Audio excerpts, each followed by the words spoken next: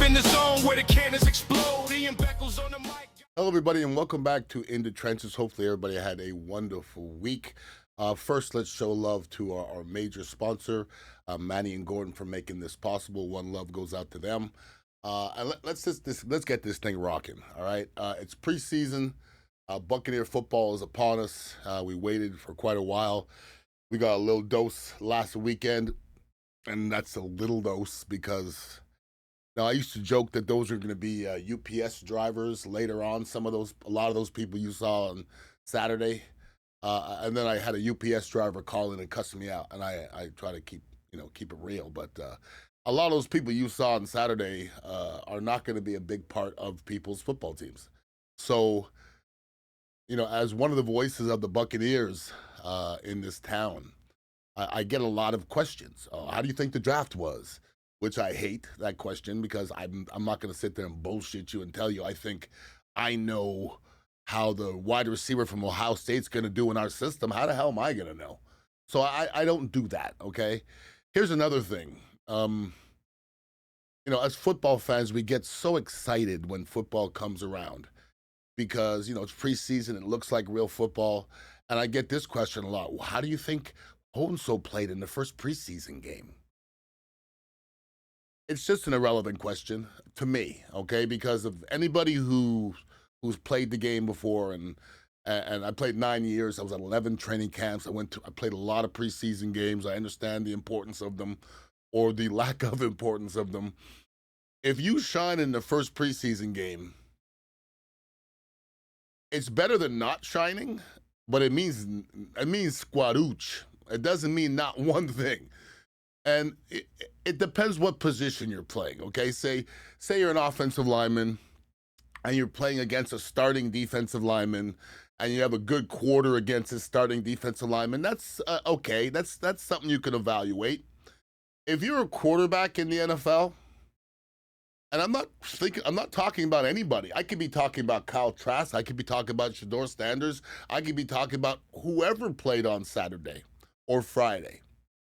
If you shine in the first preseason game, when I talk about means nothing, I mean it means nothing. That defense didn't game plan for you. They don't know your name. They don't even really know your team. Your first preseason game, you don't really talk about the opponent. You say, this is who we're going to play. This is what we're going to do. And we'll see how it turns out. Once it gets to sometimes the third preseason game, sometimes they'll show the players how to game plan for the team and what we'll do to combat their strengths and weaknesses. The first preseason game is really just line up right, put your hand in the ground, snap it right, let's not be offsides, throw the ball, catch it, and it's about as elementary as can be. And I'll be honest with you, I don't know if the Bucs won or lost on Saturday because I couldn't care less. It doesn't matter. It really doesn't. And people are like, oh, the Bucs, they won the preseason game. Bro, because coaches don't care. They just don't. The coaches want their starters to look good. That's all. If your starters go in for 3 series on offense and they don't score, and then the backups go and score a bunch of points, the coaches aren't happy. So the winning and losing is not important, okay? So I'm not here to sit. I'm not going to waste your time and my time by sitting here and breaking down the first preseason game. I'm not going to do it because it doesn't mean anything. People that look good in the game, congratulations. People look bad in the game, it's not that big of a deal. It's the first preseason game, okay? That's what the evaluations are all about. I'm more about what's going on around the Buccaneers, okay? Obviously, a few things happened last week. They signed Teddy Bridgewater. Teddy Bridgewater is just a perfect piece for a lot of teams. I mean, he's not that abrasive guy is going to be asking to start. I mean, nobody's going to beat Baker Mayfield out right now. But Teddy Bridgewater was in a situation when he was coaching last year, like I am in high school, and I believe he got fired for helping out underprivileged kids get Ubers and stuff. I don't know. I don't know the bottom of it, but it sounds stank, to be honest with you. I'm coaching at Chamberlain right now, and if I give money to a kid for Uber because they don't have it, that I should lose my job. I mean, maybe they should check on that a little bit. I don't know if it's deeper than that, to be honest with you. I don't care. But he seemed like good people, definitely a good coach, definitely a good football mind, and a guy that could come in here and actually help Baker Mayfield out. Now, Kyle Trask, who looked pretty good in the first preseason game, once again, don't care. He's not helping out Baker Mayfield. I'm not dogging him, but he's never played. He's never played in the NFL. Teddy Bridgewater's had some substantial play. He understands the game. Kyle Trask may have a great offensive mind. That's possible. But to help out Baker in certain situations, I think Teddy Bridgewater would be a better guy. So I like the signing, and I've always liked the man. Okay, so welcome to town, Teddy Bridgewater. Micah Parsons' name has come up quite often, and I've had the question when I was on Pat and Aaron and a couple other shows. They're asking me if I would like the signing of Micah Parsons.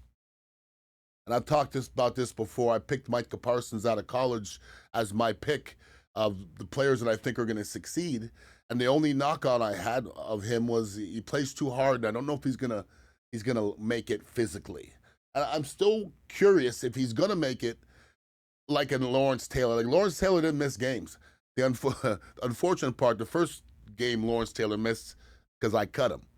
Not on purpose. Things happen on football fields. Micah Parsons, I love the way he plays. Micah Parsons would make this defense look better immediately. It would improve this defense immediately. But he wants 10 years, $450 million. You ready for that?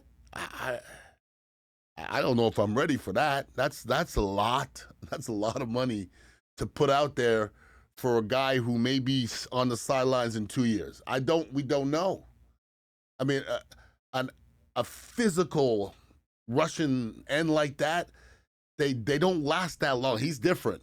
Okay, he's all out, balls out, physical, throwing his body around. He's different than a Myles Garrett. He's just different. And his body's a little bit different. I don't know if it's built to be that durable. I don't see him playing 4 more great years. Love the way he plays. Just don't know if the Bucs would be, or anybody, if it's the right time to bring in a Micah Parsons. He's probably never going to play in Dallas again.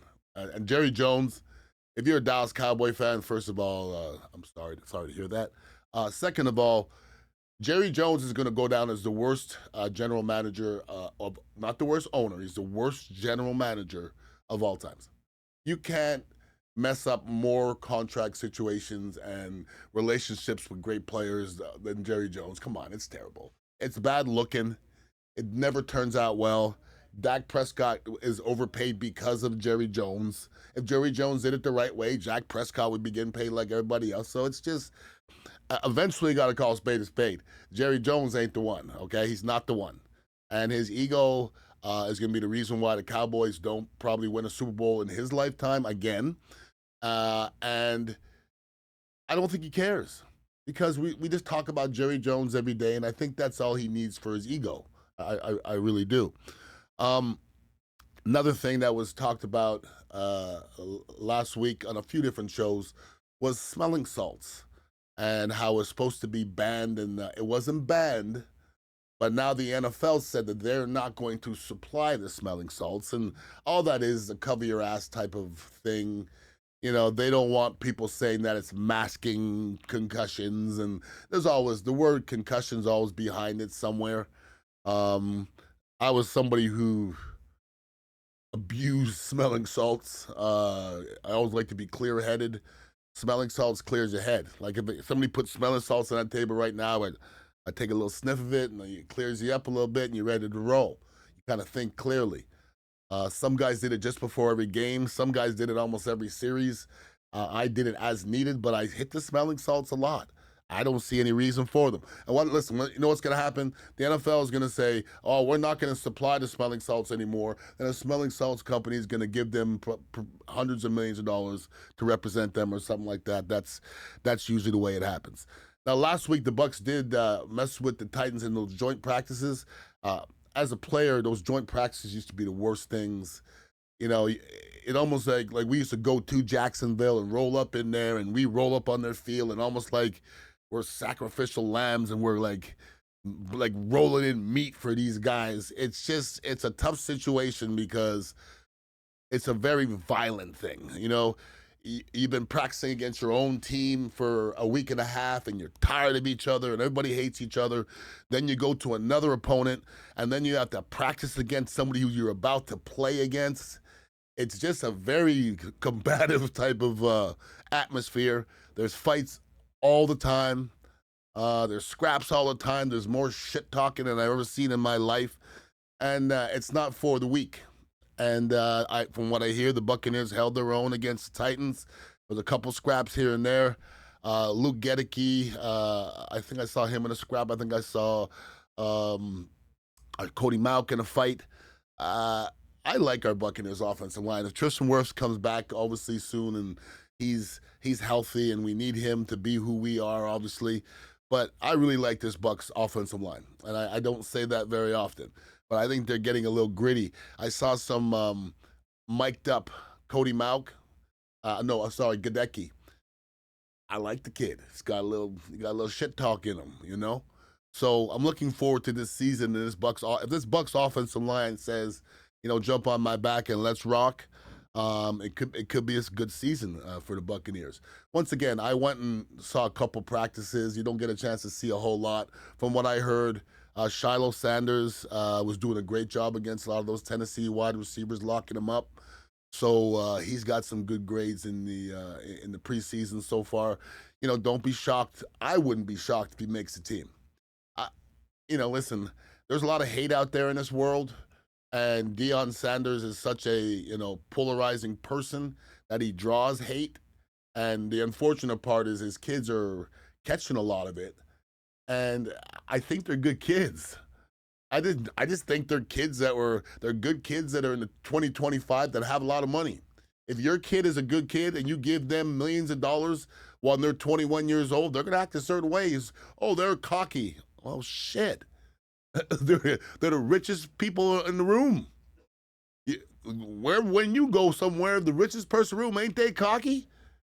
So let's relax ourselves as old people. We like to evaluate people and say they're this and they're that, where I've never heard Shador or Shiloh say anything that really makes me the hair on the back of my neck stand. And I think they were definitely brought up with the foot in the ass. That's for sure. I know Deion doesn't play with a whole lot. And Deion is about respect. I don't care what you say. Deion's about respect. Okay? The first thing Deion says to his team is, you're going to respect the women around here. You're going to respect the coaches around here. And that's not up for grabs. I text Sapp every once in a while. I said, hey, man, you going to be in town soon? He goes, hey, idiot, I'm coaching Colorado. I said, yeah, I understand that, but sometimes you pop into town. I would love him to come talk to my kids. Obviously, doesn't get a chance to do it. But I think Warren Sapp is another reason why, those guys over there at Colorado they're gonna succeed. And they're gonna continue to succeed because you can see the level of play elevating when Deion got there and also when Warren got there. So, Shiloh Sanders, don't be shocked if he makes a team. I wouldn't be, because he was born with a lot of ability, and his father has a whole lot of knowledge, and I'm sure has helped him through the way. Anyways, it's still preseason. I'm pumped that the real football's around the corner, and we could talk about some real damn football, because if you're a Buccaneer fan, you got to feel good about this year. Egbuka and those guys like that, I've heard nothing bad about this kid. So, the sky's the limit. If we could bring in a couple names in the draft that could make a difference, this Buccaneer team can contend for something. We don't know what, though. Anyways, appreciate everybody listening every single week. If anybody wants to hit me up on social media, Ian_Beckles.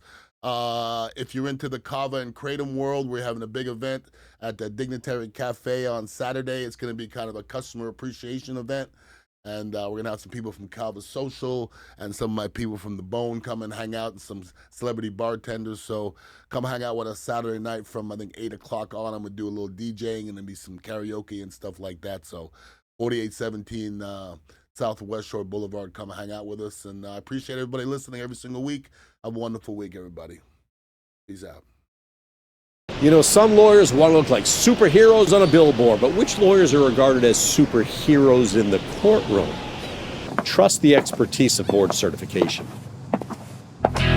Call Manny and Gordon or visit us at fightnegligence.com.